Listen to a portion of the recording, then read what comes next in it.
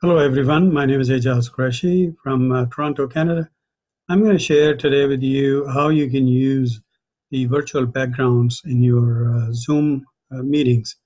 Zoom is the enterprise level video conferencing and webinar solution that people are using for their personal use and their professional use. There are multiple versions of it. One is the free version that I'm using over here, and there are paid versions as well, which have some additional features. You can download the client from zoom.us, zoom.us, and you can sign up and start using the enterprise level video conferencing solution. So today I'm going to focus on how you can use the virtual background in your video conferences. So over here, as you can see, this image I'm using in the virtual background. So let me show you how you can accomplish this, because when you install the Zoom client, you will see that the virtual backgrounds are disabled. They are not enabled by default. So what you do is you have to enable the configuration.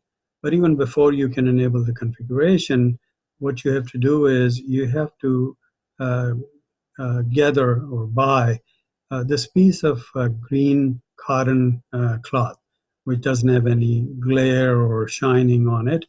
It should be a big enough piece to cover a big portion of the wall behind you, and that you can use as the background.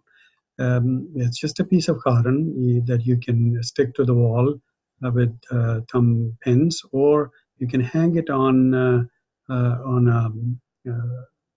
a stand. As you can see, I have hung on this thing on this stand, and then I can click on the image, and that will start appearing on this. But anyways, the first thing is to buy this thing for the Amazon users. This is available at Amazon that you can purchase, or for other users you can buy to go to the local market and buy it and use it. So this is the first thing that you will need. The second thing is you have to enable the virtual background feature, which is part of the advanced features in the settings. So what you do is you click on enable advanced features, and as you notice, nothing happens over here. This was something I got stuck on when I started using the Zoom client, that when I kept clicking on this, nothing would happen over here. And I said, what's going on? But behind the scene, what it does is it goes and opens a window or a tab in your browser, default browser. So Edge is my default browser over here, as you can see. And it's just opened another tab in it because there was one tab already open in here. So it will put you in the My Meeting settings, and there are so many settings in here that you can play with. I'm not going to focus on these items right now because we have to go directly to the virtual backgrounds. And virtual backgrounds are part of the in-meeting advanced settings. So over here, as you can see, there are different configuration items that are available to us, but the one we are concerned with is the virtual background. When you install the Zoom client, this setting will be disabled. So you will have to enable this setting, and that's pretty much it. So once you enable it, you will be able to use the virtual background in your client. So as soon as you set this, it automatically saves it. There's no save button here or anything.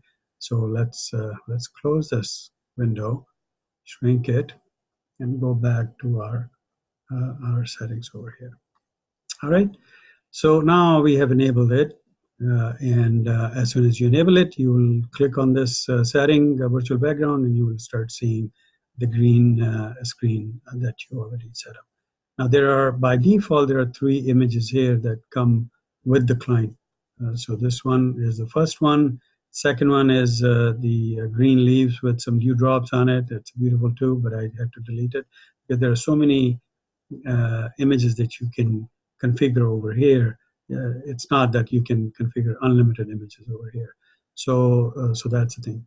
But you can flip through the images and you can use them.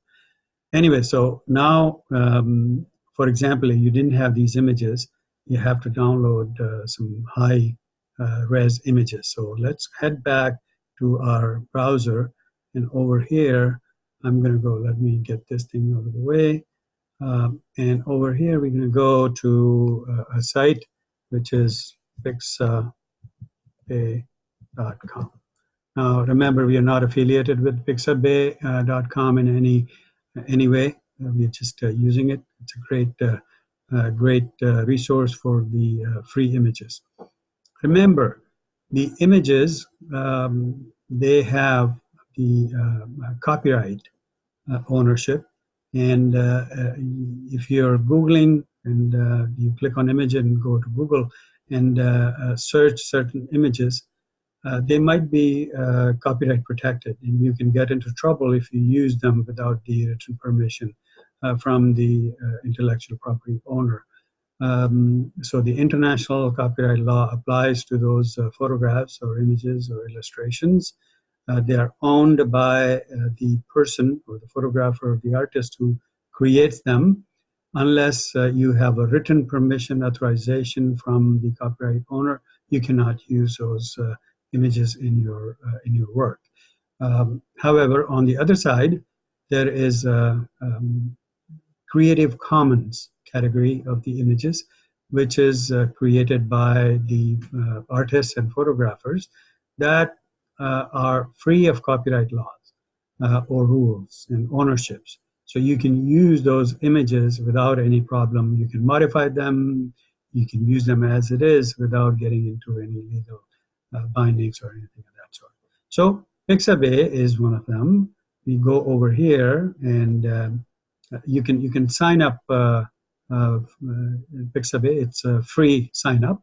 And the beauty of the sign up is that when you start downloading multiple images from Pixabay, you don't have to click on the captcha thing every single time. If you don't sign up, you will have to do that.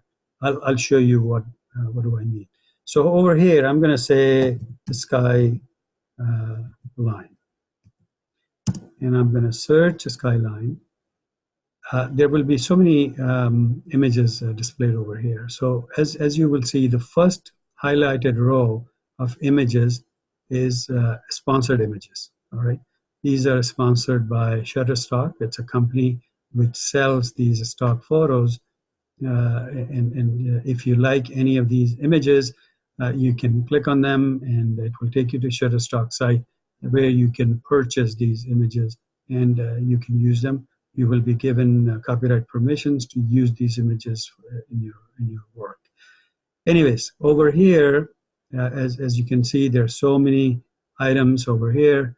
6,572 free images are available. So this is what I'm talking about. We go over here, we keep browsing, and so for example, I like this image. I go over here, and then I click on free download. As you will notice, by default, this image quality is 1920 by 1285. It's a JPEG of 624K.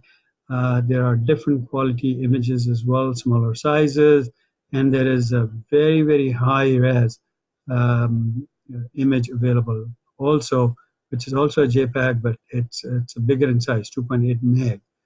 So it may not be of use over here in our virtual backgrounds, but we're going to use this one. So I'm going to click on download. It's going to see, this is what I was talking about. If you sign up, you will avoid this and it will go directly to download.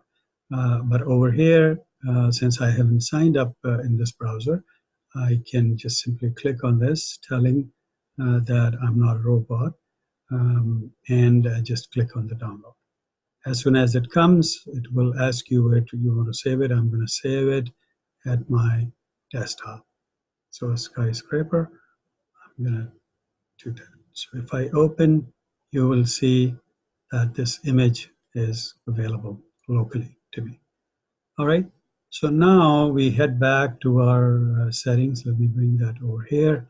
Let me shrink this. Okay, so now what we're going to do is that we will upload that image over here. So let me get rid of this image. And what I'm going to do is I'm going to add that image, and I'm going to add that from desktop. And here is my image, and I'm going to open it. And as soon as I do that, it sets it up as my background image. So that's about it. If you want to use virtual backgrounds, this is the way how you can configure the virtual backgrounds in your meetings. There is one configuration that you have to be aware of, and that is part of the video settings. If you enable the mirror effect, by default, it will be checked. What does that mean to you? So if there is something that has text on it in your background or on your clothes, or you want to show something, if this thing is checked, those text will be reversed. So that's something that you have to be careful. If you see the text reversed, you come into the video settings and just turn this thing off, and that will take care of it. So that's pretty much it. I'm going to close this configuration, and that's pretty much it. I hope you liked the configuration and settings, how to use virtual background. If you like it, please let us know. And what do you want to hear about Zoom configuration? Please let us know so that we can focus on those items in future. Thank you so much, and have a great day.